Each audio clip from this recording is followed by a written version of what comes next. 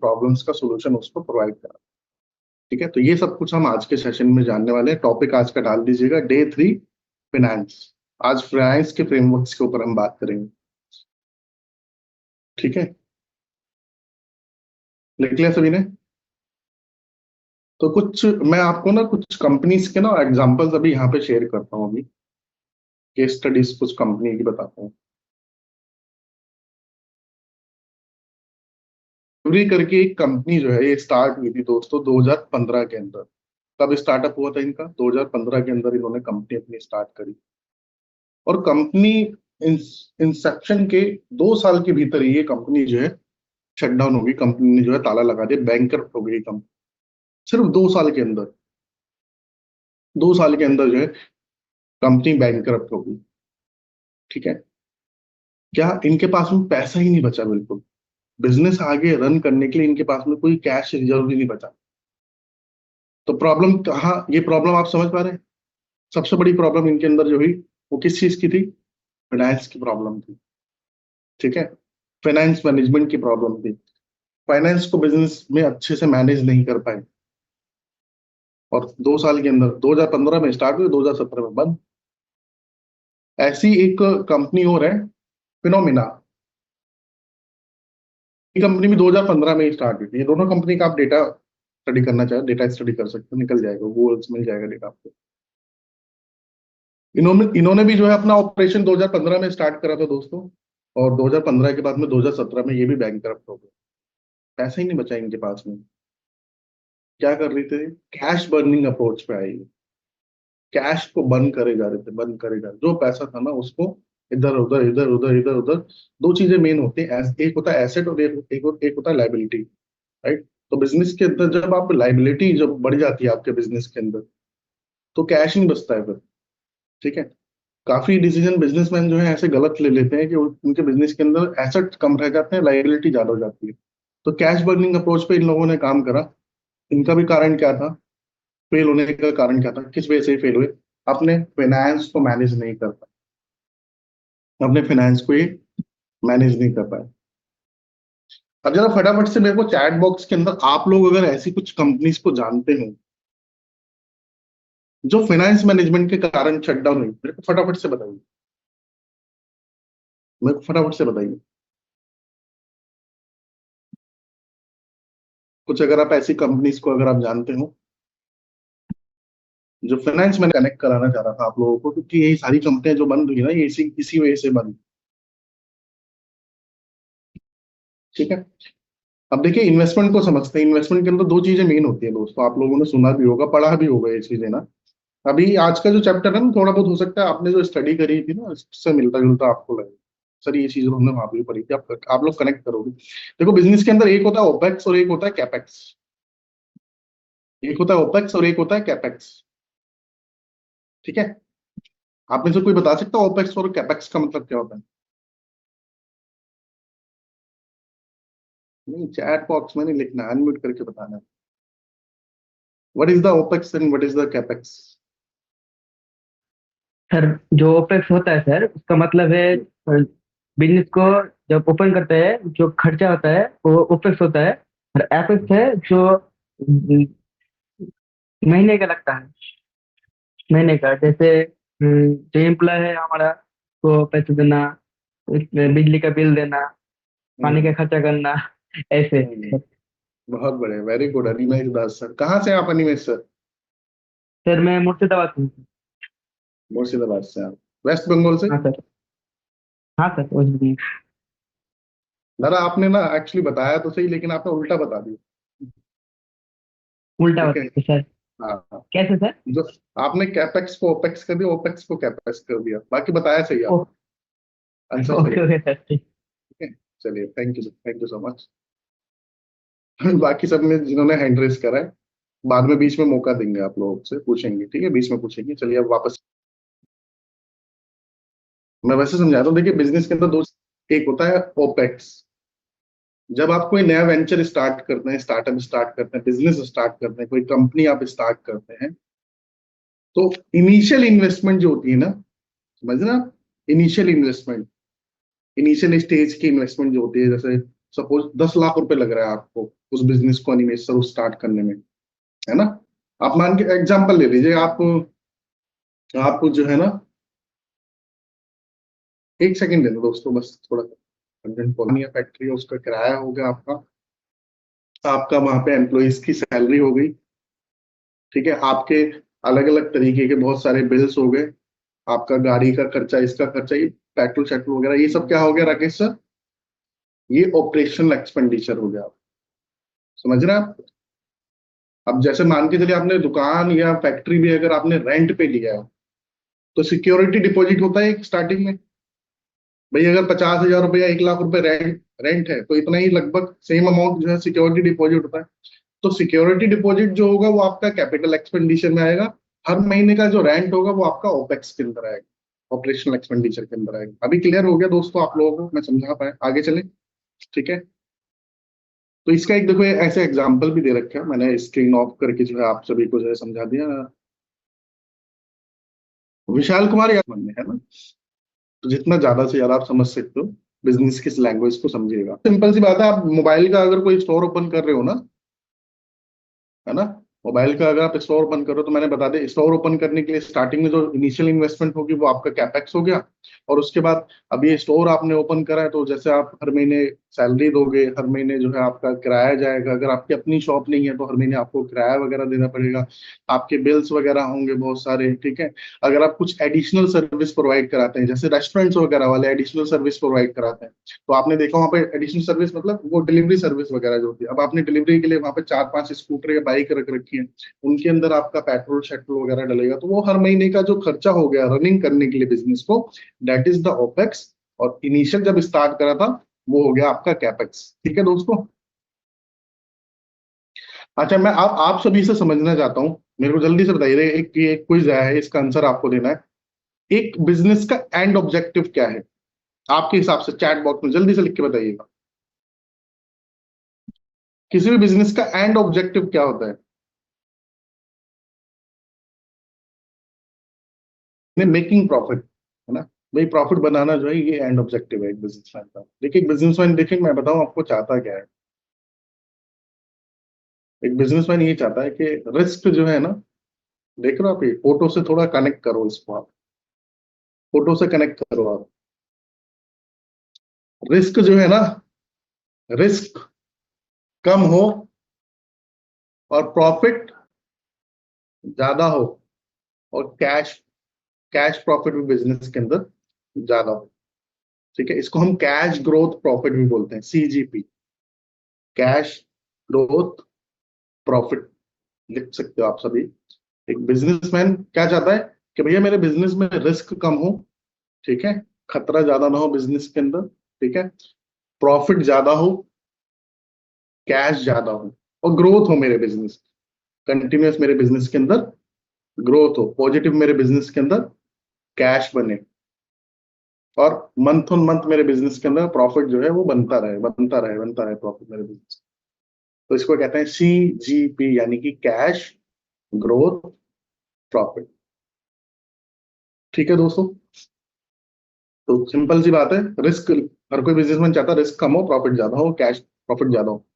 देखिए profit is equal to क्या है, सेल्स माइनस कॉस्ट।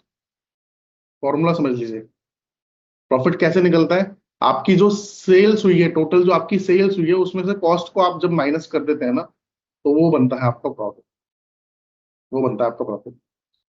टोटल कितने अमाउंट की आपकी सेल हुई, उसमें टोटल आपकी कॉस्ट कितनी लगी, उसको आप माइनस कर देते हैं, तो आपका बिजनेस के अंदर निकल के आता है दोस्तों, दोस्तों प्रॉफिट।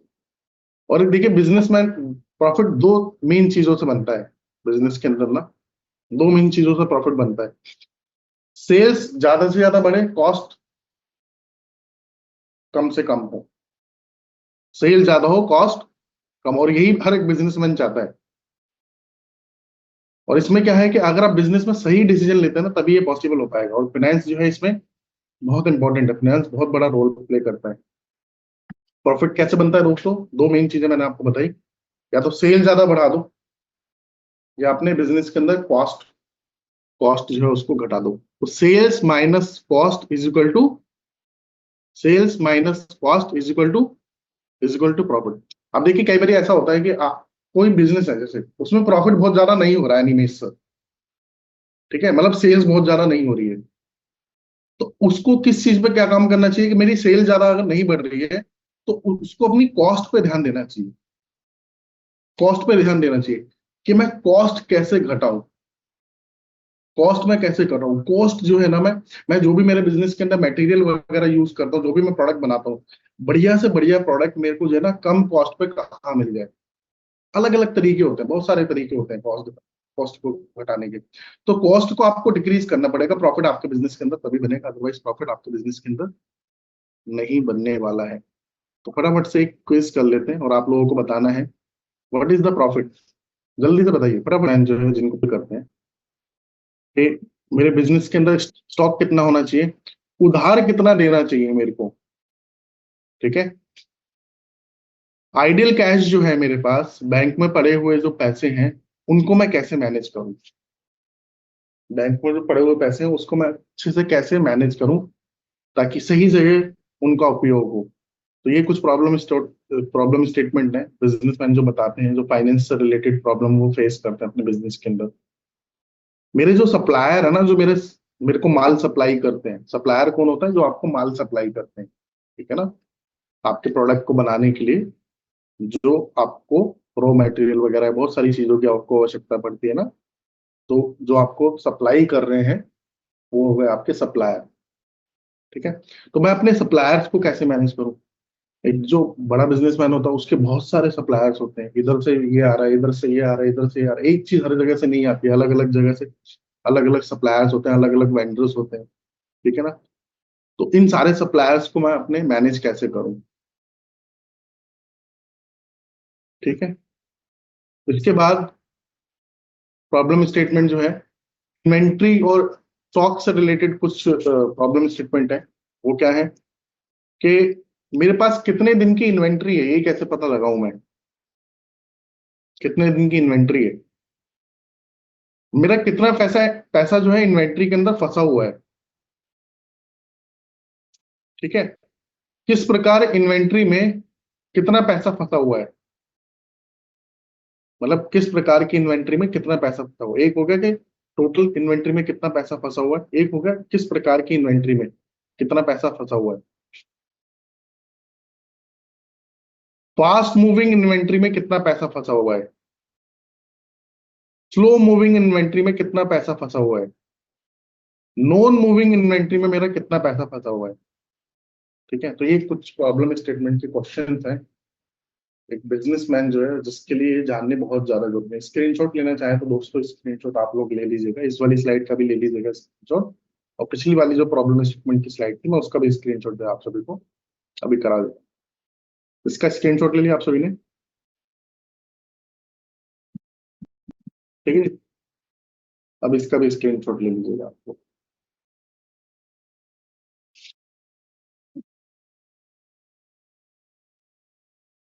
ले लिया स्क्रीनशॉट। चले अब आगे। अब क्रेडिट रिलेटेड कुछ कुछ क्वेश्चन है। वो क्या है कि क्रेडिट कस्टमर की सर प्रोफाइल क्या है, मेरा जो क्रेडिट कस्टमर है जो उधार क्रेडिट पे मेरे से माल लेता है उसकी प्रोफाइल कैसे पहचानूं मैं, ठीक है। क्रेडिट कस्टमर मेरे ज्यादा है या कम है बिजनेस के अंदर, इसको पहचानना बहुत ज्यादा जरूरी है। मेरा क्रेडिट का रिस्क कितना है, अलग अलग तरीके का होता है ना, लो है, मीडियम है या हाई रिस्क पे है बिजनेस आपका। भाई क्रेडिट रिस्क बहुत ज्यादा नहीं है मतलब लो है, क्रेडिट रिस्क थोड़ा सा ज्यादा है यानी मीडियम है, क्रेडिट रिस्क आपका बहुत ज्यादा है, बहुत ज्यादा है, सारा मतलब बिजनेस के अंदर आप फंसे पड़े हो, सारा माल आपने जो है उधारी पे ही दे रखा है। तो ये क्रेडिट रिस्क रिस्क मेरा कितना है ये कैसे पहचानूं, ठीक है। पेमेंट साइकिल क्या है, भाई पेमेंट की साइकिल क्या है, कितने दिन के अंदर मेरी पेमेंट आती है, ठीक है। 15 दिन में आती है, 30 दिन में आती है, 45 दिन में, आपको पता है ना पेमेंट साइकिल होता है बिजनेस के अंदर 15, 30, 45, 60, 90। 15, 30, 45, 60, 90 मतलब आपने आज माल दिया, 15 दिन बाद पेमेंट मिलेगी, आपने आज माल दिया, 30 दिन बाद पेमेंट मिलेगी, आपने आज माल दिया 2 महीने बाद, 60 दिन बाद पेमेंट मिलेगी, आपने आज माल दिया, भैया पेमेंट माल तो दे जाओ लेकिन पेमेंट जो है ना आपको 3 महीने बाद दूंगा मैं, 3 महीने का समय चाहिए मेरे को, 90 दिन का समय चाहिए। है ना। तो ये पेमेंट साइकिल होती है, इसको भी समझना बहुत ज्यादा जरूरत है कि कितने टाइम के अंदर मेरा पैसा आता है, प्रोडक्ट देने के बाद में, बेचने के बाद में, इतने क्रेडिट पे मेरा रेवेन्यू लॉस कितना है। तो मैंने जब इतना इतना जो है ये क्रेडिट पे माल जब दे रखा है, इसके ऊपर मेरा रेवेन्यू का लॉस जो है, रेवेन्यू का लॉस मेरा कितना हो रहा है। ठीक है। कई बार आपने सुना होगा कि बिजनेसमैन ये कहते हैं कि मेरी बुक्स में तो प्रॉफिट है, हाथ में कैश नहीं है। सुना है। सेल तो हो रही है हर महीने, सेल करे जा रहे हैं, करे जा रहे, करे जा रहे, करे जा रहे, करे जा रहे, करे जा रहे, करे जा रहे, हर महीने सेल हो रही है। तो क्या हो रहा है, यानी कि बुक्स में प्रॉफिट है क्योंकि सेल हो रही है। लेकिन वो पेमेंट जो है, जो माल आप बेच रहे हो सर, उसकी पेमेंट पवन कुमार जी 60 दिन के बाद या 90 दिन के बाद आती है। तो आपके पास में हाथ में कैश नहीं रहता। अब आपको क्या करना पड़ता है, जब आपको कोई बड़ा ऑर्डर मिलता है, या तो वो ऑर्डर आपके हाथ से छूट जाता है, या फिर इधर उधर कहीं से आपको जो है बैंक से या किसी व्यक्ति से पैसा लेना पड़ता है उस ऑर्डर को फुलफिल करने के लिए, फिर आपको उसका इंटरेस्ट चुकाना पड़ता है। ठीक है। तो इन्हीं कारणों की वजह से बिजनेस के अंदर क्या बनता है, क्या बनता है, नेगेटिव कैश फ्लो। सुना है आप लोगों ने इसका नाम, नेगेटिव कैश फ्लो। बहुत सारे आप बाहर बात करोगे, देखो आप सब लोग, हम बोलते हैं ना, आप बिजनेस के डॉक्टर हो आप लोग, बहुत सारे मरीज आपको बाहर मिलेंगे, नेगेटिव कैश फ्लो की बीमारी उनके बिजनेस के अंदर लगी। क्यों? क्योंकि माल तो बेच रहे हैं लेकिन हाथ में कैश नहीं। मैं थोड़े दिन पहले एक सेशन कर रहा था, तो मैंने एक स्टोरी सुनाई थी, रियल स्टोरी सुनाई थी मोहन सर, मैंने। मेरी सोसाइटी के अंदर एक भाई साहब थे, चौधरी जी। उन्होंने ग्रोसरी स्टोर खोला। और याद है आपको राकेश सर, मैंने सुनाई थी ये स्टोरी। ग्रोसरी स्टोर जब खोला उन्होंने, खोलने के 1.5 2 साल ही चलाया बस, और 1.5 2 साल के अंदर उन्होंने बंद कर,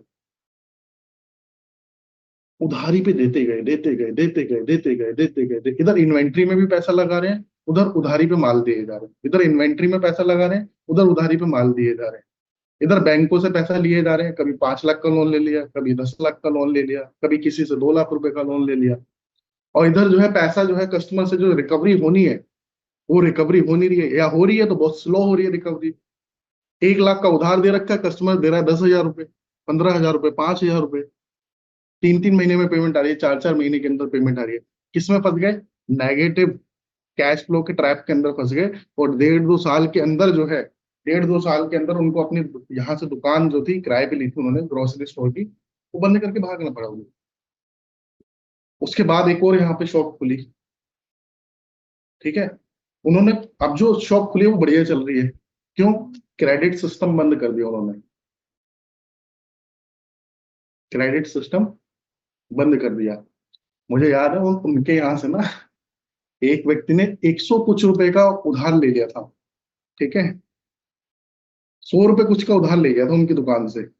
तो उन्होंने सोसाइटी का जो ग्रुप होता है ना, 4 दिन बाद वहां पे मैसेज डाल दिया कि आपके वो 100 रुपए कुछ की जो पेमेंट है ना, वो आई नहीं है भाई साहब, ये पेमेंट जमा करा दो आप हमारी दुकान से।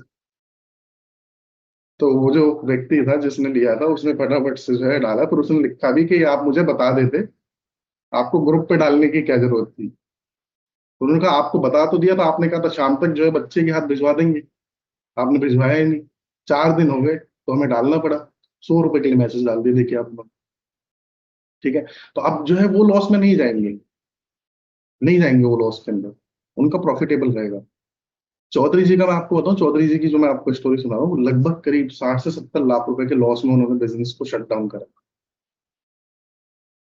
क्योंकि इन्वेंट्री फंस गई, पैसा देने के लिए रहा नहीं, तो जो इन्वेंट्री उनके पास में थी ना, उसको लॉस में बेचा है उन्होंने। सोचिए आप, आपने सुना है ना, स्टॉक क्लियरेंस सेल, कई बार देखा आपने दुकानों पे लगा होता है स्टॉक क्लियरेंस सेल, कि क्लियर कर रहे हैं, स्टॉक को क्लियर कर रहे हैं। क्यों? क्योंकि रिकवरी नहीं कर पाए टाइम पे, नेगेटिव कैश फ्लो के ट्रैप के अंदर जो है वो फंस गए।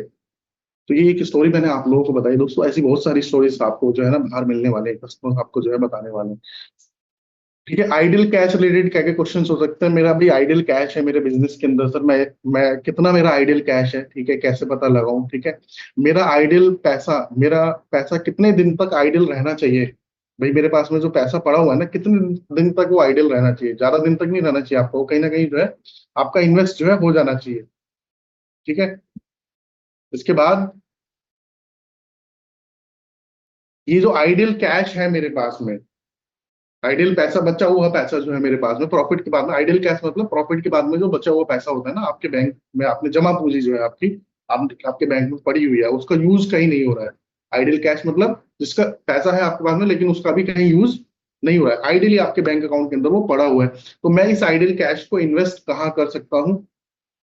मैंने कितना पैसा शॉर्ट टर्म मार्केट में लगा रखा है, ठीक है। तो ये कुछ हो गया आइडियल कैश को लेके प्रॉब्लम स्टेटमेंट। आप लोग स्क्रीनशॉट लेना चाहे तो स्क्रीनशॉट ले लीजिएगा, फिर मैं आपको आगे नेक्स्ट स्लाइड के ऊपर जो है लेके चलता हूँ।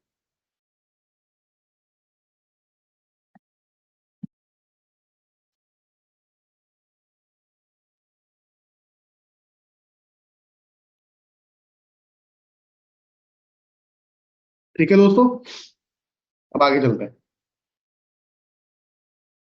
सप्लायर रिलेटेड कुछ क्वेश्चन है, मुझे कितने दिनों का उधार मिलता है, ठीक है। पहला क्वेश्चन ये हो गया।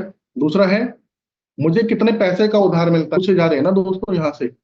यही सारे क्वेश्चन है फाइनेंस मैनेजमेंट। इन्हीं सबका अगर आंसर कस्टमर को मिल गया ना, जो हमारी फ्रेमवर्क्स की सहायता से, फ्रेमवर्क्स की सहायता से इन्हीं सारे क्वेश्चंस के आंसर जो है कस्टमर को मिलने वाले हैं, तो फाइनेंस मैनेजमेंट की जो प्रॉब्लम है ना वो उसके बिजनेस के अंदर कभी भी नहीं आएगी। आई होप आप सभी ने स्क्रीनशॉट ले लिया होगा। नेक्स्ट स्लाइड पे मैं आप सभी को जो है अब लेके चलता हूँ।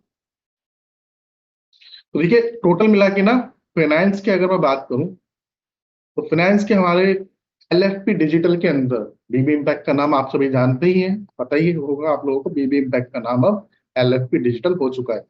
सो एलएफपी डिजिटल के अंदर हमारे, और एलएफपी प्रोग्राम के अंदर, लीडरशिप फनल प्रोग्राम के अंदर 9 फ्रेमवर्क जो है, फ्रेमवर्क ये फाइनेंस के ऊपर दिए गए हैं।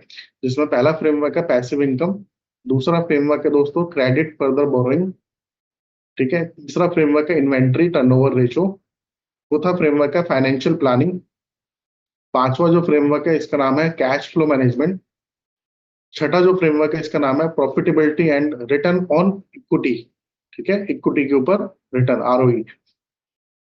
अगला जो फ्रेमवर्क है इसका नाम है वैल्यू एट रिस्क। उसके बाद जो फ्रेमवर्क है, आठवां जो फ्रेमवर्क है इसका नाम है रिटर्न ऑन इन्वेस्टमेंट, इन्वेस्टमेंट के ऊपर रिटर्न कैलकुलेट करना, आरओआई। और नाइन्थ जो फ्रेमवर्क है इसका नाम है investment in working capital, investment in working capital. तो ये टोटल मिला के 9 फ्रेमवर्क है, फटाफट से स्क्रीनशॉट ले लीजिएगा आप।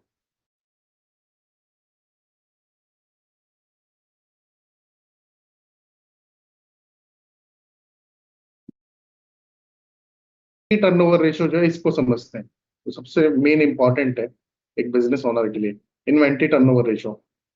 अब देखिए प्रॉब्लम स्टेटमेंट क्या है जो इस फ्रेमवर्क के माध्यम से सॉल्व की जा सकती है, कि मेरा पैसा जो है, मेरा पैसा स्टॉक इन्वेंट्री के अंदर फंसा हुआ है, मेरा पैसा जो है स्टॉक इन्वेंट्री के अंदर फंसा रहता है सर, मैं इसको निकाल नहीं पाता, मैं इसको निकाल नहीं पाता। और ये बहुत सारे आपको मैं बता रहा हूँ, ये आपको ना रिटेलर्स जो है ना, रिटेलर्स की तो सबसे बड़ी प्रॉब्लम है, इन्वेंट्री को वो मैनेज नहीं कर पाते, लिक्विडेट नहीं कर पाते।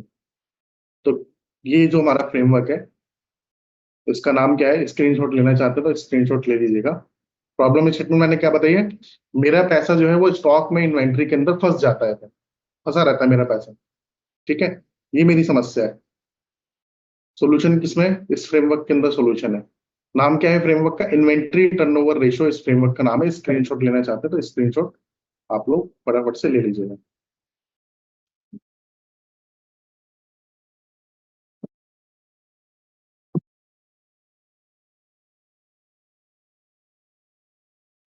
ठीक है जी, ले लिया। तो देखिए इसके अंदर जो है कुछ क्वेश्चंस आपको दिख रहे होंगे ऊपर, जैसे with their existing inventory in descending order. उसके बाद में अगला क्वेश्चन क्या है, find the inventory turnover ratio of each of these product, ठीक है। तो ऊपर तो ये लिखा हुआ है कि आपके जो प्रोडक्ट है ना, उन प्रोडक्ट की जो एग्जिस्टिंग इन्वेंट्री है उनको डिसेंडिंग ऑर्डर के अंदर आपको जो है लिखना है। पहला क्वेश्चन ये है। और दूसरा क्वेश्चन क्या है, दूसरा क्वेश्चन क्या है, find the inventory turnover ratio of each of these product, ठीक है। तो इन्वेंट्री टर्नओवर टर्नओवर रेशियो जो है ना वो जो है यहाँ पे मेंशन कीजिए कि इन प्रोडक्ट का इन्वेंट्री टर्नओवर रेशियो क्या है। ठीक है, तीसरा क्वेश्चन इसके अंदर क्या पूछा गया, arrange product in descending order according to the inventory turnover ratio. तो इन्वेंट्री टर्नओवर रेशियो के अकॉर्डिंग ये जो प्रोडक्ट है आपके, इनको डिसेंडिंग ऑर्डर के अंदर आपको जो है मेंशन करना है। इससे कस्टमर ये पता लगा पाएगा कि उसके बिजनेस के अंदर उसका इन्वेंट्री टर्नओवर रेशियो क्या है। अभी तक वो परेशान हो रहा था ना, इन्वेंट्री टर्नओवर रेशियो उसको निकालना नहीं आ रहा था। ये फ्रेमवर्क हमारा जो है कस्टमर की बहुत हेल्प करने वाला है दोस्तों। तो चलिए आइए थोड़ा डिटेल में समझते हैं। ठीक है, इस फ्रेमवर्क को जो है हमने स्प्लिट कर दिया यहाँ पे। पहला जो क्वेश्चन है ना, पहला जो क्वेश्चन है क्या था उसका, कि भाई list your product with their existing inventory in descending order. ठीक है ना, तो आपकी जो प्रोडक्ट है ना, उनको आपकी जो एग्जिस्टिंग इन्वेंट्री है, जिन प्रोडक्ट की आपकी एग्जिस्टिंग इन्वेंट्री, उनको डिसेंडिंग ऑर्डर के अंदर जो है आपको मेंशन करना है।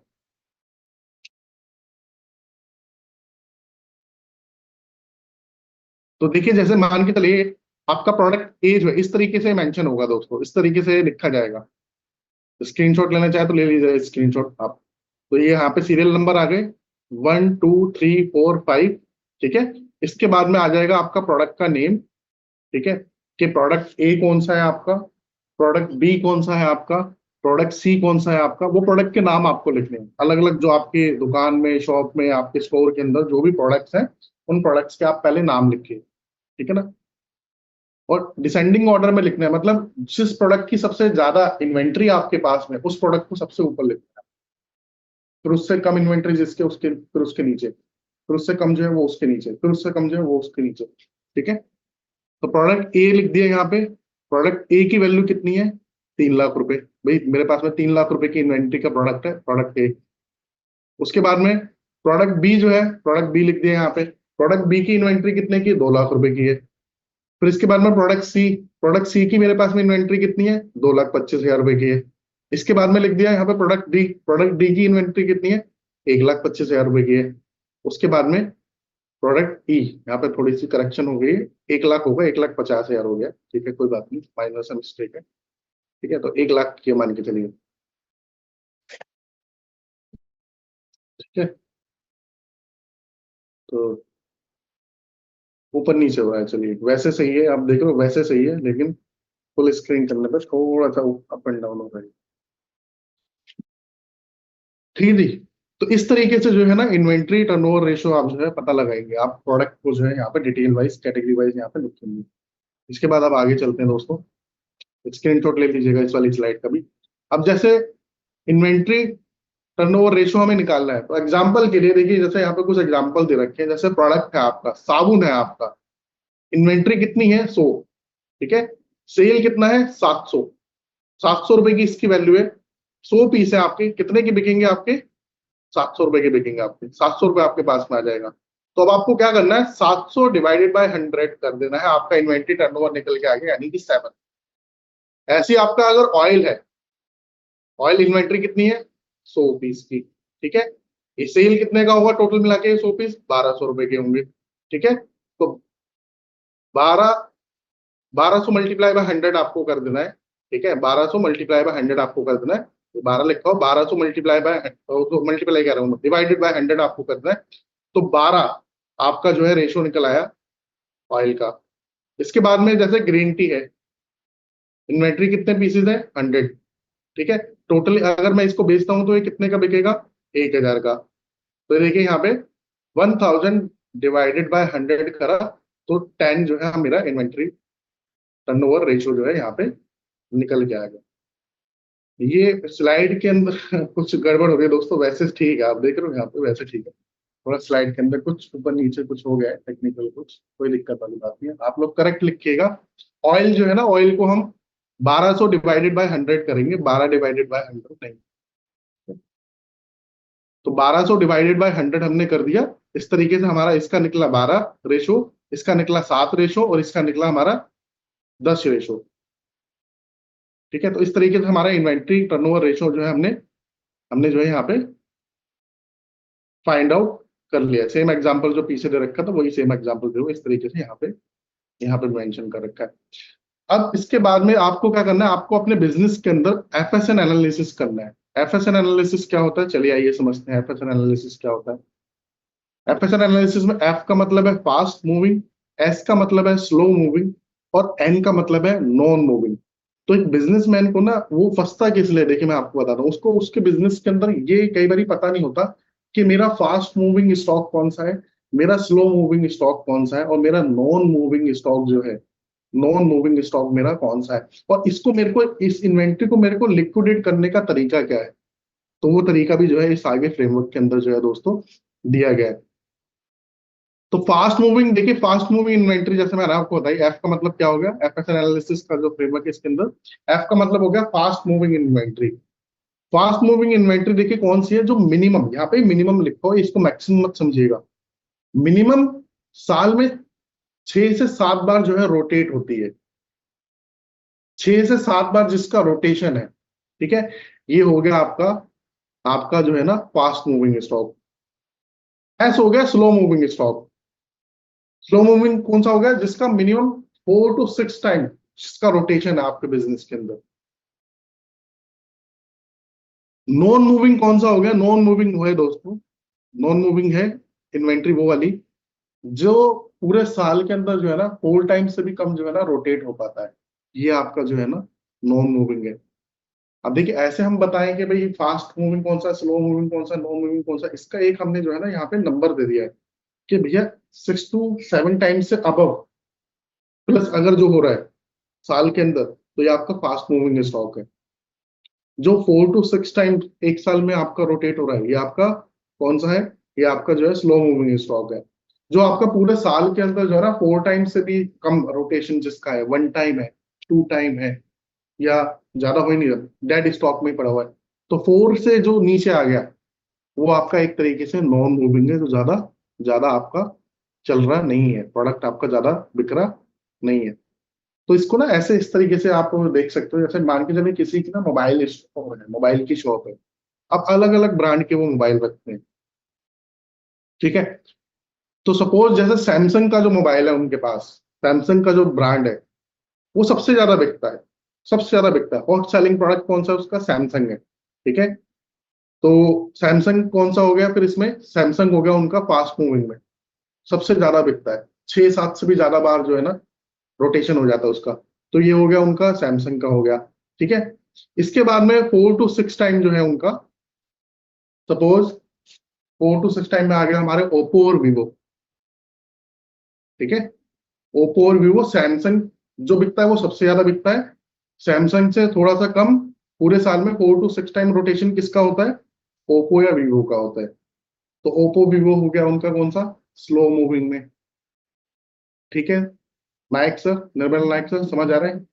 इसके बाद में बाकी जो अदर ब्रांड्स हैं, जिसमें आता है आपका कार्बन आता है, स्पाइस आता है, ये आता है, वो आता है, बहुत सारे ब्रांड्स हैं मोबाइल के,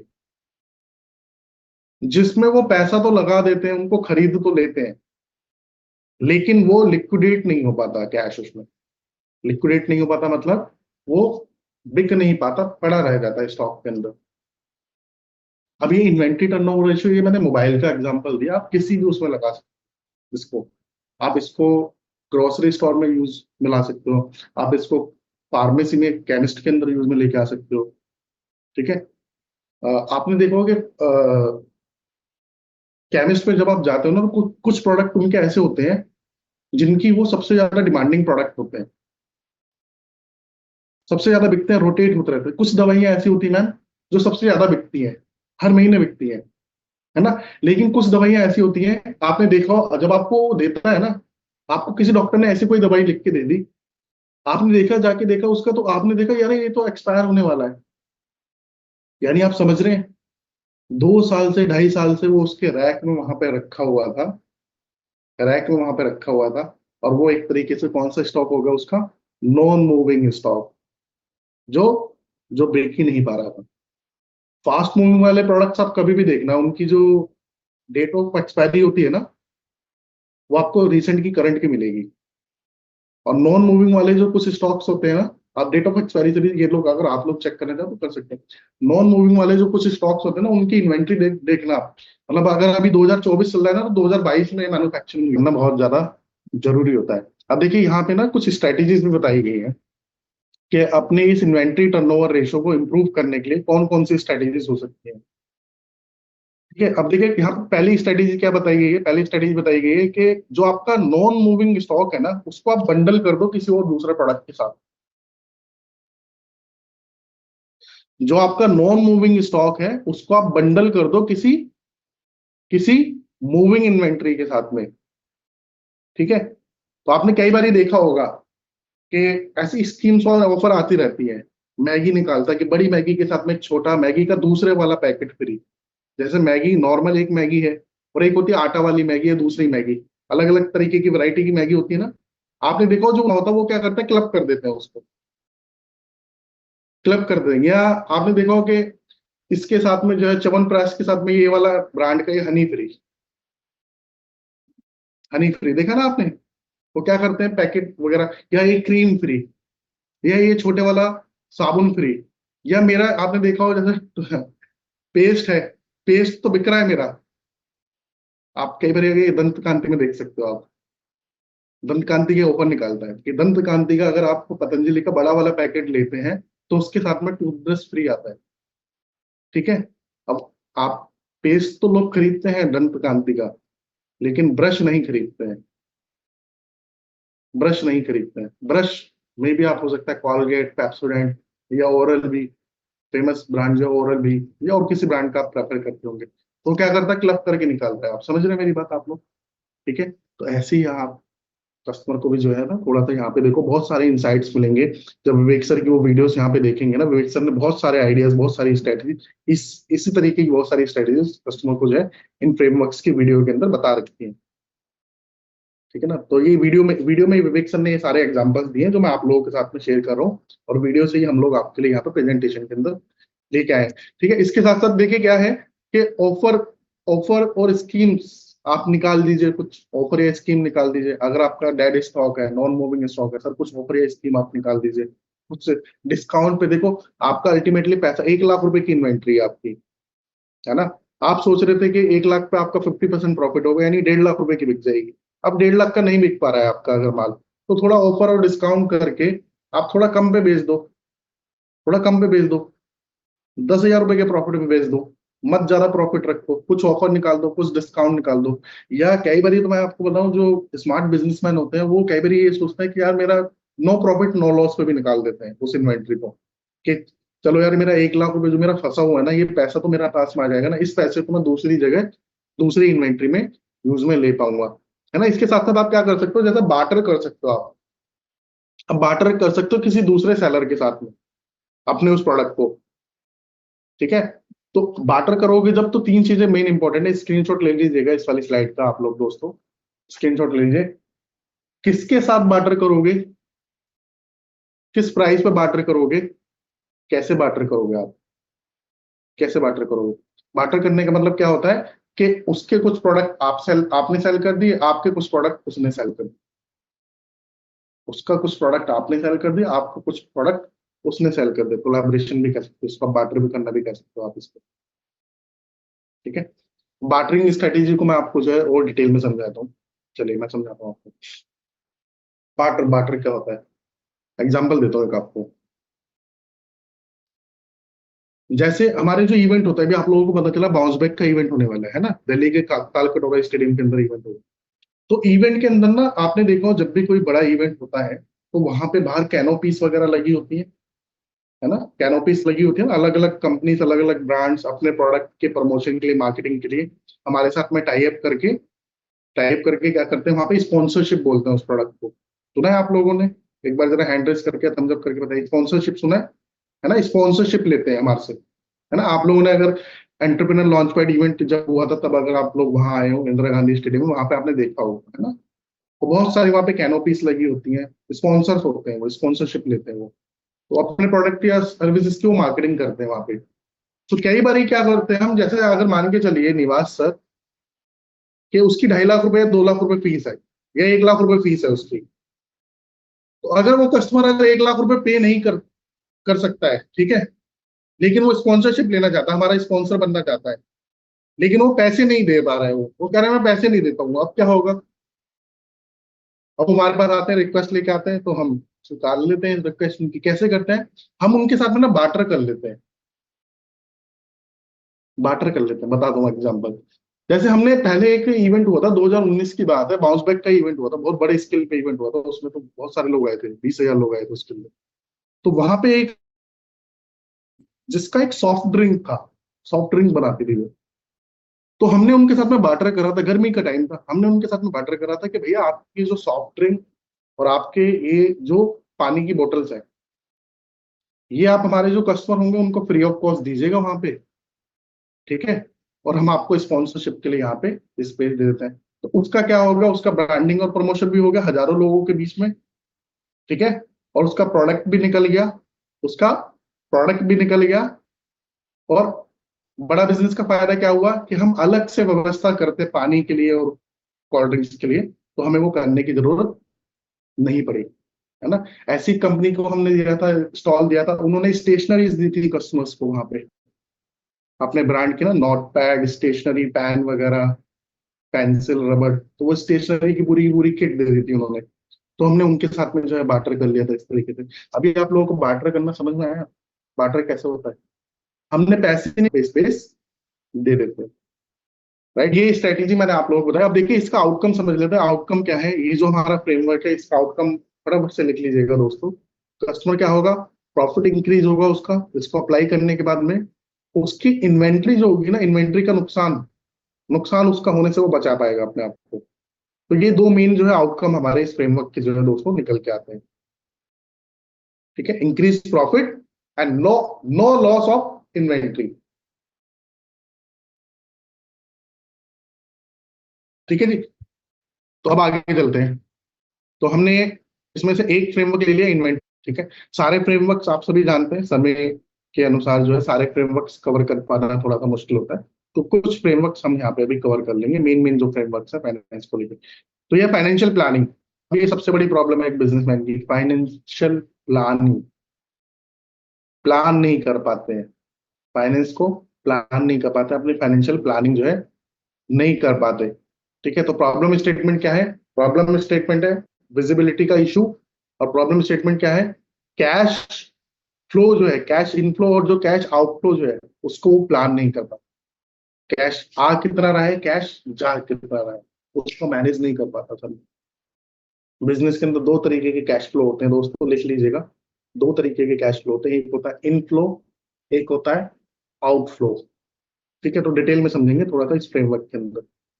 तो फ्रेमवर्क कौन सा है हमारा, प्रॉब्लम कौन सी है भैया, कैश आ कितना रहा है और जा कितना रहा है सर। इनफ्लो और आउटफ्लो ही नहीं पता चल रहा है मेरे को मेरे बिजनेस के अंदर, मेरे कैश का। तो इसके कारण मेरी बिजनेस के अंदर क्या है ना, बहुत सारे डिसीजन मैं नहीं ले पाता सही से, मैं फाइनेंशियल प्लानिंग में नहीं कर पाता। तो इसका फ्रेमवर्क जो है, सोल्यूशन इस फ्रेमवर्क के अंदर दिया गया है दोस्तों, जिस फ्रेमवर्क का नाम है फाइनेंशियल प्लानिंग, लिख लीजिएगा। Second framework financial planning, financial planning framework,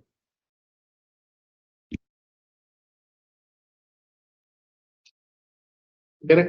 तो ये हमारा ये फ्रेमवर्क है, स्क्रीनशॉट लेना चाहे आप सभी तो ले सकते हैं।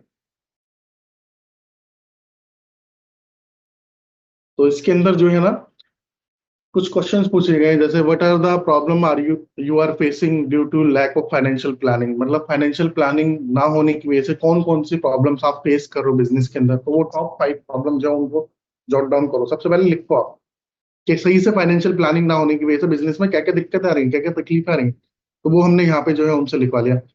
इस फ्रेमवर्क के अंदर जो है ना, फ्रेमवर्क के अंदर जो अगला क्वेश्चन पूछा गया है कि आपका आगे का अगले 3 महीने का ना, 3 महीने का आपका सेल्स और आपका कलेक्शन, इसकी प्रोजेक्शन जो है वो लिखिए कि अगले 3 महीने के अंदर, अगले 3 महीने के अंदर, अभी नहीं, अगले 3 महीने के अंदर, पहले महीने में, दूसरे महीने में, तीसरे महीने में सेल महीने दर महीने कितनी होगी और कलेक्शन महीने दर महीने कितना होगा आपका। तो सेल कितनी हो रही है और कलेक्शन यानी रिकवरी आपकी कितना हो रहा है, पैसा वापस कितना आ रहा है, कलेक्शन कितनी हो रही है आपकी, राइट।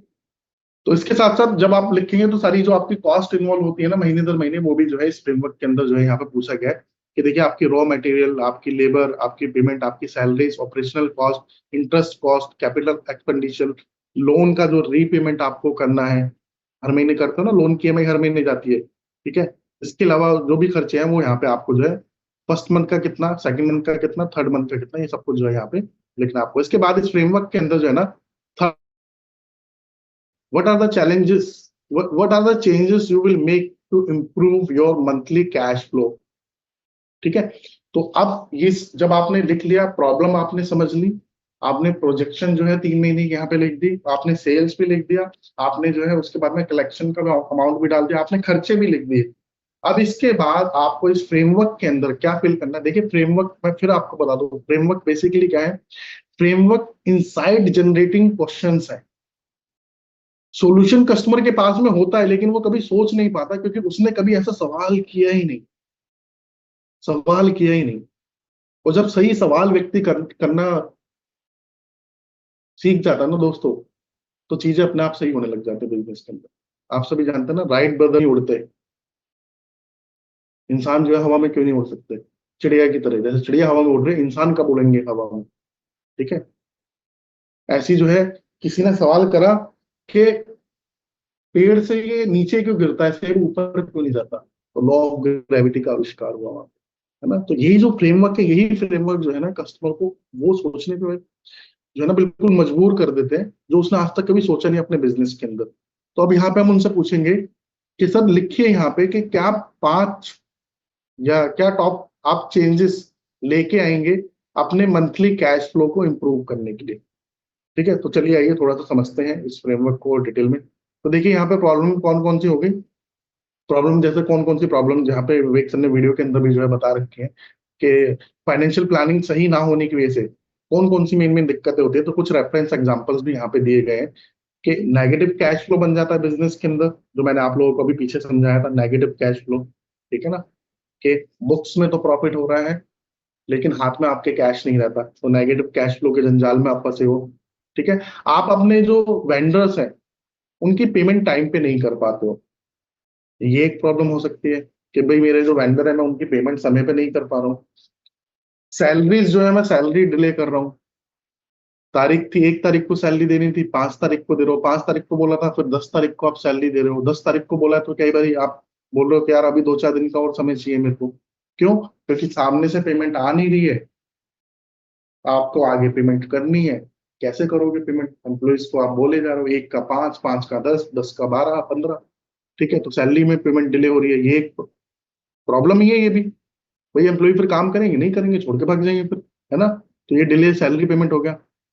खर्चे जो है, खर्चे सही से जो है, अपने जो एक्सपेंसेस हैं आपके, उनको आप सही से मैनेज नहीं कर पा रहे हो। इसके अलावा इन्वेंट्री शॉर्टेज पड़ रही है, इन्वेंट्री शॉर्टेज पड़ रही है। ठीक है, कस्टमर आ रहा है आपसे माल मांग रहा है, आपके पास में स्टॉक में है ही नहीं, तो स्टॉक में है नहीं। अगर आप लोग स्क्रीनशॉट लेना चाहें, स्क्रीनशॉट ले लीजिएगा दोस्तों। तो कस्टमर की डिमांड को आप फुलफिल नहीं कर पा रहे हो, इन्वेंट्री की शॉर्टेज पड़ रही है आपके पास में। कस्टमर आया आपके पास में लेना चाहता है 50 पीस, लेकिन आपके पास में है नहीं 50 पीस, आपके पास में 10 ही है, 15 ही है, 20 ही है, बस नहीं फुलफिल कर पा रहे हो कस्टमर की डिमांड को। ये प्रॉब्लम स्टेटमेंट जो है दोस्तों, आप लोगों को स्क्रीनशॉट ले लिया होगा, आप लोगों ने समझ में आई कि आप लोगों को सही फाइनेंशियल प्लानिंग ना करने की वजह से बिजनेस में किस किस तरीके की प्रॉब्लम्स आती हैं। ये कुछ एग्जाम्पल्स हमने दिए हैं भव्य कुमार से। इसके अलावा भी 2-3 प्रॉब्लम हो सकता है बिजनेसमैन के बिजनेस में हो, वो इनको किशन सर लिखना है उनको यहाँ पे। फ्रेमवर्क्स क्या है? फ्रेमवर्क्स क्या है? इंसाइट जनरेटिंग क्वेश्चंस है फ्रेमवर्क के अंदर। ठीक है, तो कस्टमर यहाँ पे इस तरीके से जो है ये सारी प्रॉब्लम स्टेटमेंट जो है यहाँ पे डिस्क्राइब करेंगे।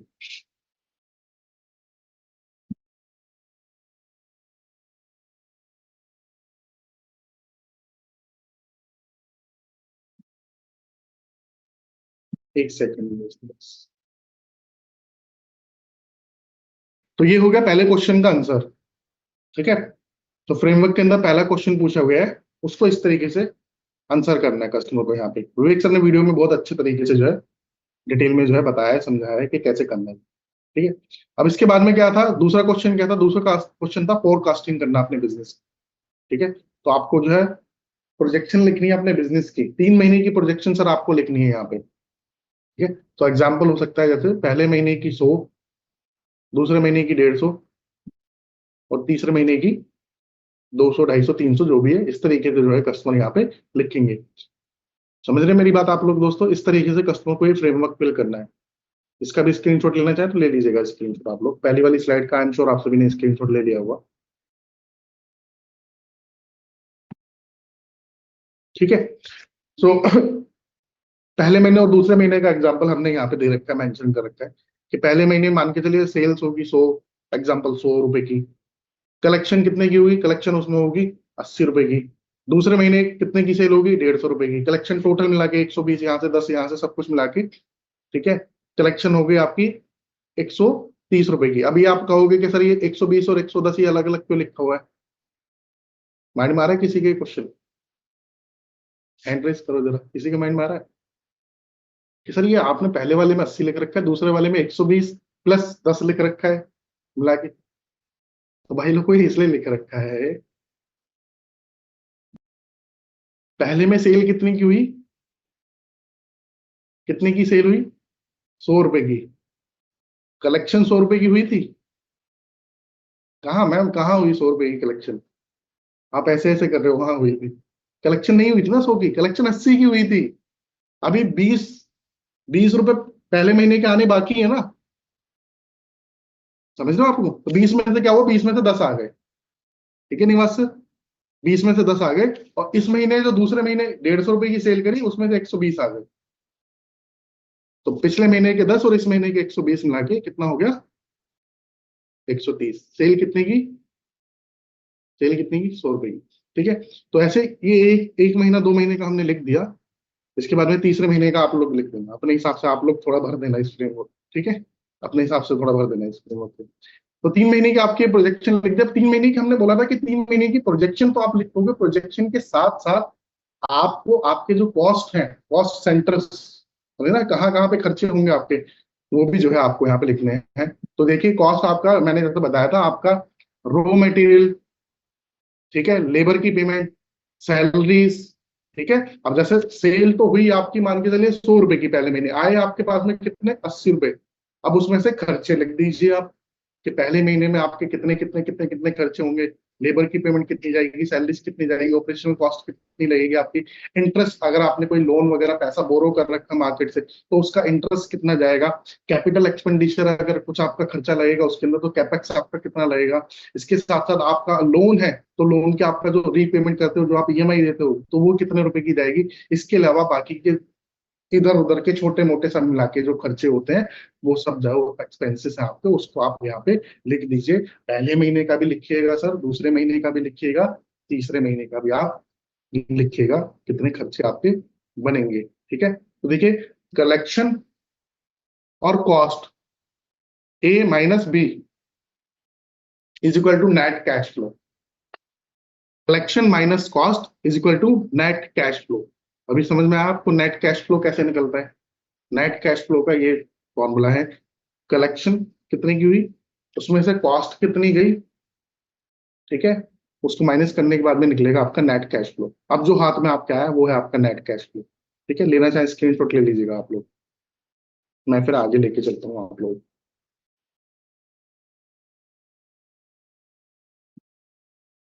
ठीक है। अब देखिए यहाँ पे क्या है, कुछ सॉल्यूशंस दिए गए नेगेटिव कैश फ्लो से बचने के लिए, कुछ सॉल्यूशन दिए गए हैं यहाँ पे। ठीक है। तो वो सॉल्यूशन मैं आप लोगों को बता दूं। वैसे तो कस्टमर को अपने से फिल करना है, लेकिन विवेक सर ने भी वीडियो के अंदर कुछ एग्जांपल जैसे दे रखे हैं। तो वो क्या क्या एग्जांपल्स है, जैसे कि भाई आप क्या चेंजेस, तीसरा क्वेश्चन क्या था इस फ्रेमवर्क का, कि आप क्या चेंजेस लेके आएंगे आपके मंथली कैश फ्लो को इंप्रूव करने के लिए। आपका मंथली कैश फ्लो इंप्रूव नहीं हो पा रहा है सर, इसको इंप्रूव करने के लिए क्या आप चेंजेस जो है लेके आने वाले हैं। तो वो जो चेंजेस रहने वाले हैं दोस्तों, वो चेंजेस रहेंगे जैसे, सबसे पहला क्या है कि भैया अपनी सेल्स बढ़ाने पे ध्यान, अपनी सेल्स बढ़ाने पे ध्यान दो, सेल्स बढ़ाओ, ज्यादा सेल करो। पहले जितनी सेल करो सेम सेल नहीं, अब आपकी सेल हर महीने जो है ना बढ़नी चाहिए, ज्यादा होनी चाहिए, सेल आपकी इंक्रीज होनी चाहिए। सेल्स तो इंक्रीज हो रही है लेकिन कलेक्शन इंक्रीज नहीं हो रहा है आपका, उसमें आप वीक हो, तो कलेक्शन भी आपकी बढ़ाओ, कलेक्शन भी बढ़ाओ अपनी। इसके साथ साथ आपके जो कुछ खर्चे हैं उनको कम करो, जो पेमेंट आप डिले करते हो वो टाइम पे करना चालू करो आप। ठीक है। इसके साथ साथ आपकी बिजनेस के अंदर और क्या इंप्रूवमेंट आ सकता है जिससे कैश फ्लो जो है आपका कैश फ्लो आपका जो है इम्प्रूव हो पाए, तो भैया आप बिजनेस में अगर कहीं स्टार्टअप हो, अब बिजनेस तो चलाना, रन करना है, तो देखो कहीं से इधर उधर से कहीं से पैसे का जुगाड़ हो पाए आपके, आप मनी बोरो करेंगे कहीं से, ठीक है। या आप कंपनी के अंदर क्या कर सकते हैं, आप इक्विटी दे सकते हैं। देखिए दो ही तरीके होते हैं बिजनेस के अंदर पैसा लाने के, इन्वेस्टमेंट लाने के दो तरीके होते हैं। पहला क्या है, या तो आप मार्केट से पैसा ले लो, लोन वगैरह ले लो आप। दूसरा तरीका क्या है, आप इक्विटी दे दो, हिस्सा दे दो कंपनी में, यानी कुछ शेयर्स जो है ना। क्या वो लोन पे पैसा देते हैं? क्या वो उनसे हर महीने ईएमआई लेंगे जो आते हैं वहां पे स्टार्टअप, उनके अंदर वो जो इन्वेस्टमेंट करते हैं वो लोन पे पैसा नहीं दे रहे हैं उनको। वो ऐसा नहीं है उनसे हर महीने ईएमआई लेंगे, इंटरेस्ट लेंगे, ऐसा कुछ नहीं है। वो क्या लेते हैं, इक्विटी ले लेते हैं, शेयर ले लेते हैं उनकी कंपनी का, 5%, 10%, 25%। और वो जो 5%, 10%, 25% जो भी होता है, उसकी एक वैल्यू वो उनको जो है वहां पे नेगोशिएशन करते हैं वहां पे, कि मैं इतना परसेंट स्टेक तुम्हारी कंपनी के अंदर इतने रुपए पे लूंगा। ऐसे डील होती है वहां पे, देखा आपने? तो कई बार वो जो पार्टनर वगैरह आते हैं वो आपस में डिस्कस करने चले जाते हैं, बातचीत करते हैं, हाँ भाई दे दे, नहीं दे दे, सही है नहीं, ये तो कम बोल रहे हैं, ज्यादा ज्यादा बोल रहे हैं। फिर वो आके कई बार आपने देखा, वो बोलते हैं सर इतने पे नहीं, इतने पे डील फाइनल कर लेते हैं। 50 लाख नहीं, 70 लाख दे दो, 1 करोड़ दे दो, है ना। तो अगर किसी इन्वेस्टर का इंटरेस्ट होता है तो वो दे देता है और डील फाइनल। तो ऐसे होती है इक्विटी लेना। मैंने आप लोगों को शार्क टैंक का एग्जाम्पल जो है बता दिया है यहाँ पे। तो कंपनी के शेयर सेल करके हो सकता है, या फिर अगर आपको इन्वेस्टर कोई नहीं मिल रहा है जो आपकी कंपनी में इक्विटी नहीं ले पा रहा है, तो फिर मार्केट से फिर पैसा आपको उठाना पड़ेगा, बोरो करना पड़ेगा, आपको लोन वगैरह आपको जो है लेना पड़ेगा। इसके साथ साथ इंप्रूवमेंट लाने के लिए, क्योंकि देखो पहले नंबर पे हमने क्या लिखा है, पहले नंबर पे लिखा हमने सेल्स, और सेल्स बढ़ती है अच्छी मार्केटिंग से। मार्केटिंग बढ़िया होगी अगर आपकी, तो सेल ऑटोमेटिकली इंक्रीज होगी आपकी। मार्केटिंग अगर आप नहीं कर रहे हो तो भी, क्योंकि मार्केटिंग जो होती है, मार्केटिंग कहीं कहीं ना कहीं डायरेक्टली कनेक्टेड है आपकी आपकी सेल्स से। मार्केटिंग का बहुत बड़ा रोल होता है आपकी सेल्स को बढ़ाने में। हर कंपनी, हर ब्रांड मार्केटिंग करते हैं, आप लोग जानते ही हैं। तो ये कुछ सुझाव, कुछ सजेशन हमने यहाँ पे जो है, सोल्यूशन जो है कस्टमर के नेगेटिव कैश फ्लो को इंप्रूव करने के लिए यहाँ पे हमने। देखिए आउटकम क्या है इस हमारे फ्रेमवर्क का, इस फ्रेमवर्क का आउटकम आने वाला है कि वो अपने कैश फ्लो को अच्छे से जो है मैनेज कर पाएंगे, ठीक है ना। देखो ये कुछ एग्जांपल, ये इनका पहले आउटकम ले लीजिए आप लोग, स्क्रीनशॉट ले लीजिए इसका, स्लाइड का। क्या वो कैश फ्लो को अपने मैनेज कर पाएंगे, क्योंकि बहुत सारे यहाँ पे जो है इसके अंदर सजेशन और सॉल्यूशन भी जो है दे दिए गए हैं, ठीक है जी। तो कैश फ्लो मैनेज होगा। अब जैसे मैंने आपको एक उनका एग्जांपल बताया था ना, भी चौधरी जी का एक एग्जांपल बताया था, ऐसे ही ये जो पवन बिल्डिंग मटेरियल शॉप है ना, इनके साथ में भी ऐसे ही हुआ था। बिल्डिंग मटेरियल का इन्होंने जो है शॉप स्टार्ट करी, और क्या हुआ, बुक्स में प्रॉफिट हो रहा है, सेल तो हो रही है। इस महीने 1 लाख की सेल, अगले महीने 2 लाख की सेल, उसके अगले महीने 4 लाख की सेल, फिर 10 लाख की सेल। लेकिन कैश नहीं आ रहा था टाइम पे, कैश फ्लो पॉजिटिव नहीं था बिजनेस के अंदर। तो क्या हुआ इनके साथ में भी, उनकी तो दुकान हुई थी 2 साल के अंदर बंद, इनकी दुकान तो 1 डेढ़ साल के अंदर ही बंद हो गई, बिजनेस फेल हो गया। बिजनेस फेल हो गया, कारण क्या था, अपने उसको मैनेज जो है वो नहीं कर पाए, ठीक है। तो अब हमने ये फ्रेमवर्क समझ लिए। अब ये कैश फ्लो मैनेजमेंट का फ्रेमवर्क और समझ लेते हैं दोस्तों, ठीक है। Just give me minute.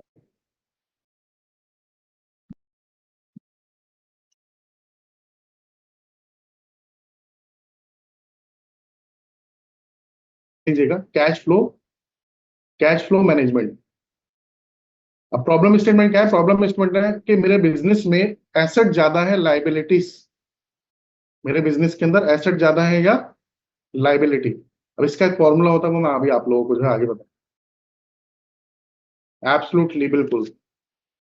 Spice वाला जो कोर्स हमारा, बिल्कुल मैम, बिल्कुल सही कहा आपने, smart presentation for investor, customer and employ, ठीक है। सो मेरे बिजनेस में एसेट ज्यादा है या लाइबिलिटी, ये कैसे पता लगाऊं, ठीक है। तो ये प्रॉब्लम स्टेटमेंट हो गया। अपने एसेट को मैं कैसे बढ़ाऊं, तो ये कैश फ्लो मैनेजमेंट का हमारा जो है फ्रेमवर्क है दोस्तों, ठीक है।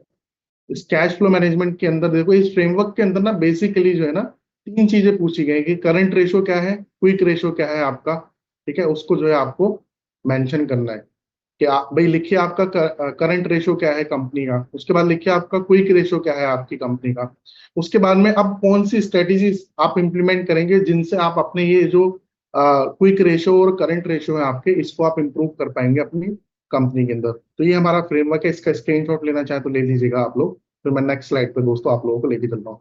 तो ये हमारा कैश फ्लो मैनेजमेंट का फ्रेमवर्क, इसका नाम है कैश फ्लो मैनेजमेंट। अब लिक्विडिटी रेशो, जैसा मैंने आपको बताया, करंट रेशो, क्विक रेशो और कैश रेशो, तीन तीन रेशो होते हैं। लिक्विडिटी रेशो के तीन रेशो होते हैं दोस्तों,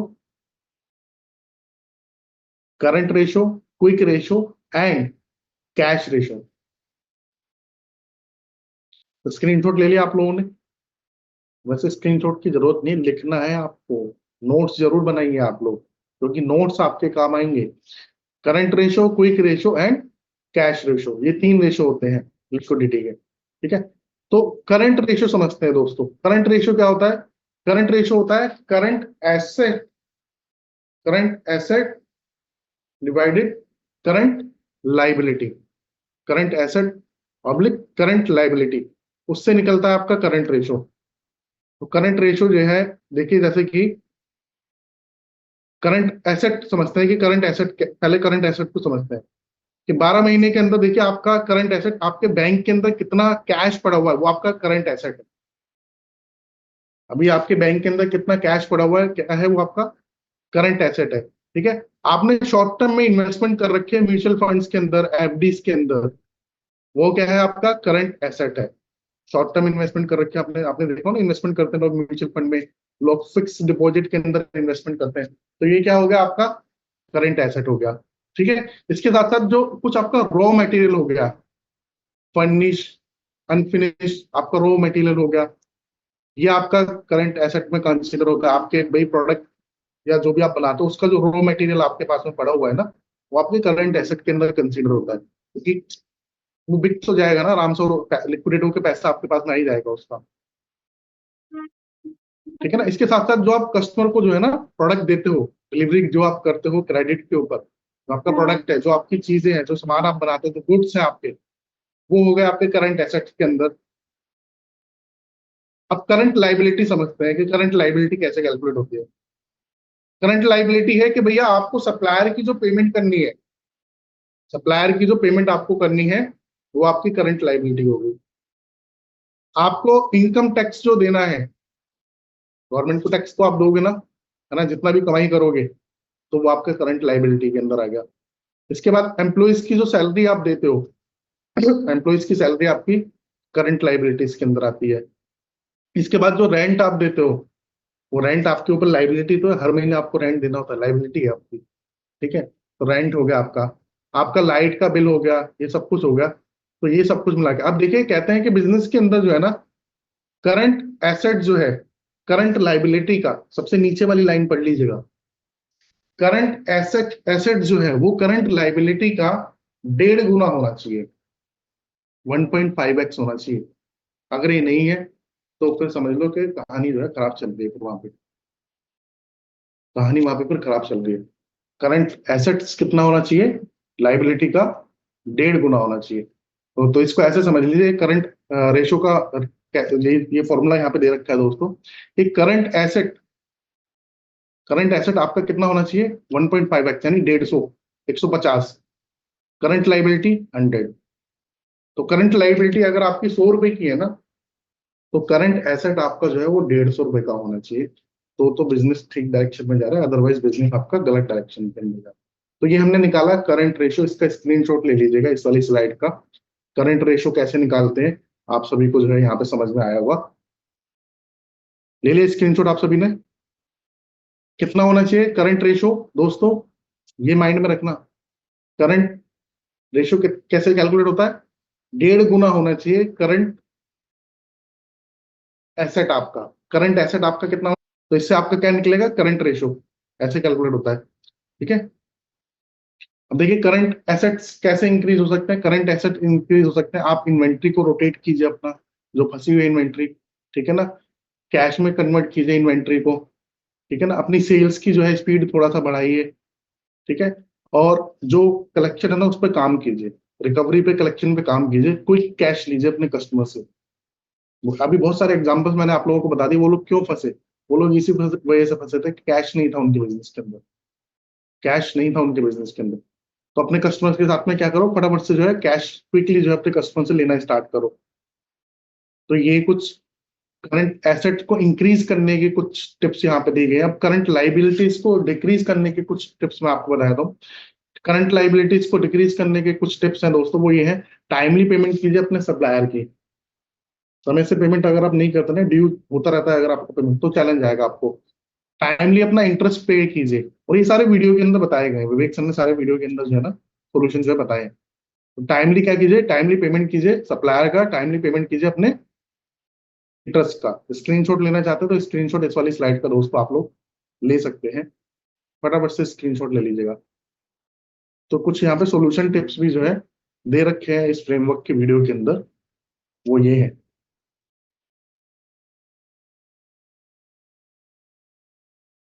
ठीक है, तो इस फ्रेमवर्क को जब अप्लाई करता है कोई बिजनेस, छोटा सा ही फ्रेमवर्क है, इसको जब आप फ्रेमवर्क को अप्लाई करते हैं तो आप अपने बिजनेस के अंदर अपने कैश फ्लो जो है, कैश फ्लो को आप अपने बिजनेस के अंदर जो है इम्प्रूव कर पाएंगे, और आप रिव्यू कर पाएंगे अपने बिजनेस के अंदर आपका क्विक रेशो, आपका कैश रेशो, जो कि एक तरीके से बिजनेस के लिए क्या है, बिजनेस के लिए ऑक्सीजन, बिजनेस के लिए ऑक्सीजन है। जैसे हम हैं, इंसान को अगर ऑक्सीजन ना मिले तो क्या होगा, खत्म ना।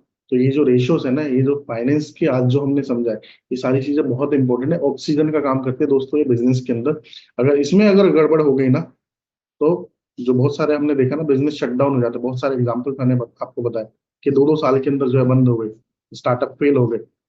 तो वही हो जाएगा वरना फिर बिजनेसमैन के साथ में, उसके बिजनेस के अंदर, राइट। तो अपने बिजनेस इसके साथ में और क्या आउटकम है, आप लोग स्क्रीनशॉट लेना चाहते ले लीजिए। अपने बिजनेस के प्रॉफिट एंड लॉस को आप क्या कर पाओगे सर, आप जो है ना उसको देख पाओगे, विजिबल होगा आपको कि कहाँ जा रहा है बिजनेस आप। तो ये 3 मेन आउटकम है हमारे आज के इस वाले फ्रेमवर्क को, जब कस्टमर अपने बिजनेस के अंदर इसको अप्लाई करते हैं। इसी के साथ में आज के इस सेशन को यहीं पे हम विराम देते हैं। टाइम से शुरू करा और टाइम से